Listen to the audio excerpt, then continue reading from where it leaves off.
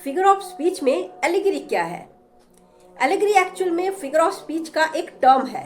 वो सभी चीज़ें जो एक हिडन मीनिंग को एक्सप्रेस करता है, हिडन मीनिंग को दर्शाता है, वे सभी एलिगरी के कैटेगरी में आता है। वो चीज़ें कुछ भी हो सकता है, एक स्टोरी हो सकता है, पिक्चर हो सकता है, ड्राइंग हो सकता है, पीस ऑफ आर्ट या पीस ऑफ राइटिंग हो सकता है, यहाँ तक कि एक मूवी भी हो सकता है।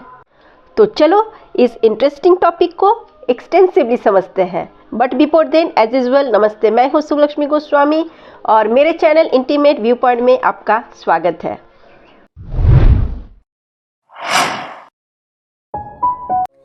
एलिगरी का एक फिगरेटिव मीनिंग होता है, ना कि उसका लिटरल मीनिंग होता है। यानी जो चीजें जैसी दिखती है वास्तव में होता है कुछ और। ऐसे चीजों के पीछे एक छुपा हुआ मीनिंग होता है जिसे समझने के लिए हमें एफर्ट लगाना होता है, हमारे इमेजिनेशन को एक्टिव करना होता है। इसलिए इसे लॉन्ग मेटाफोर भी कहा जाता है, क्योंकि एक मेटाफोर में भी एक हिडन मीनिंग होता है। जैसे एग्जाम्पल के तौर पर जोनाथन स्विफ्ट के द्वारा लिखी गई गुलिवर्स ट्रैवल को ले लेते हैं। आपने भी जरूर पढ़ा होगा, बहुत पॉपुलर स्टोरी है। वैसे तो सबके लिए ये एक एडवेंचरस स्टोरी है और फिक्शनल भी, क्योंकि इस स्टोरी में किसी डिस्टेंट कंट्री में रह रहे टाइनी लोगों के रहन सहन और रीति रिवाजों को बताती है, उसके बारे में की गई है। लेकिन कहा जाता है कि वास्तव में राइटर अपने ही कंट्री यूनाइटेड स्टेट के बारे में आलोचना की है। तो इस तरह से इस स्टोरी के अंदर एक हिडन ट्रूथ है जो सबके समझ में नहीं आती, जिसे समझने के लिए एफर्ट लगाना पड़ता है। फिर वैसे ही किसी पेंटिंग या ड्राइंग एग्जीबिशन में भी आपने देखा होगा कि कुछ ऐसे ड्राइंग या पेंटिंग होते हैं जिसके मीनिंग सबके समझ में नहीं आती, जो कुछ ही लोग समझ पाते हैं।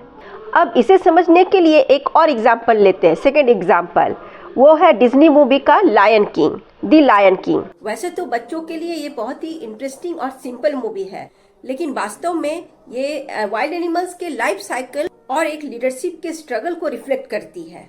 फिर थर्ड एग्जाम्पल ले सकते हैं डिज्नी मूवी स्नो वाइट की। आपने भी जरूर देखा होगा। ये मूवी गुड और एविल के बीच की लड़ाई को रिफ्लेक्ट करता है और लास्ट में गुड यानी अच्छाई के जीत को भी। फिर एक और लास्ट एग्जाम्पल लेते हैं। ये एक एलिगरी पेंटिंग है। ये पेंटिंग भी बहुत फेमस है। ये पीटर ब्रूगल यंगर के द्वारा बनाई गई द एल्केमिस्ट है। इस पेंटिंग के अंदर एक हिडन मीनिंग छुपी हुई है जो एक अच्छा संदेश देता है। ये पेंटिंग लोगों को मूर्खता और लालच के परिणामों से आगाह कराता है। इस पेंटिंग में एक एल्केमिस्ट को काम करते हुए दिखाया गया है जो ज्यादा से ज्यादा सोना बनाने की कोशिश कर रहा है। उसकी पत्नी साइड में ही है जो अपने पर्स में और सिक्के तलाश रही है। फिर एक मूर्ख इंसान पास में ही है जो आग को हवा दे रहा है। तो कुल मिलाकर सब मिलकर पूरे प्रयास को बढ़ावा दे रहा है। तो इस तरह से बहुत सारे एग्जाम्पल्स के थ्रू मैंने एलिगरी टॉपिक को एक्सप्लेन करने की कोशिश की है। आई होप कि आप समझ गए होंगे। Right, then let's meet again in the next video with a new topic. Till then, bye.